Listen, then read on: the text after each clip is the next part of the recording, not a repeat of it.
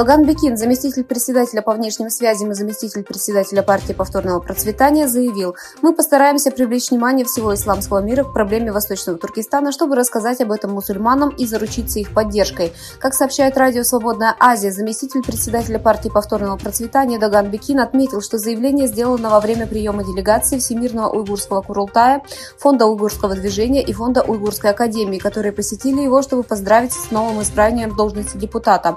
Делегация представила Догану Бекину информацию о работе Всемирного уйгурского Курултая, а также представила ему подготовленный ими отчет о текущей ситуации в Восточном Туркестане. Президент Палестины Махмуд Аббас, посетивший Китай, сказал: «Уйгурский вопрос – это не вопрос прав человека. Правительство Палестины всегда поддерживает эту борьбу Китая», – сказал он.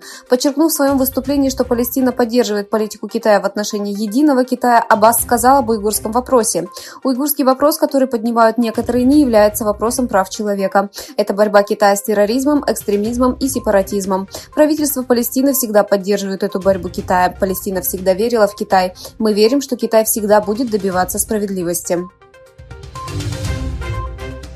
Госсекретарь США Энтони Блинкен встретился со своим коллегой Чинганом в рамках своего официального визита в Китай. Госсекретарь США Блинкен стал самым высокопоставленным американским чиновником, посетившим Пекин с момента вступления президента Байдена в должность в начале 2021 года. Согласно заявлению Министерства иностранных дел Китая, министр Чинган в ходе встречи отметил, что китайско-американские отношения находятся в худшем состоянии с момента установления дипломатических отношений и заявил, что это не соответствует интересам двух народов и ожиданиям международного сообщества.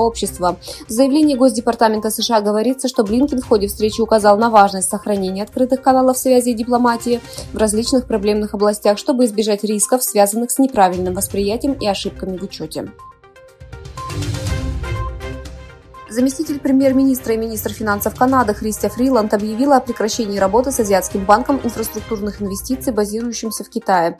Министр Фриланд заявила, что решение было принято после того, как канадец, работавший в банке, подал в отставку, заявив, что в банке доминирует Коммунистическая партия Китая. В свою очередь, банк назвал обвинения необоснованными и разочаровывающими.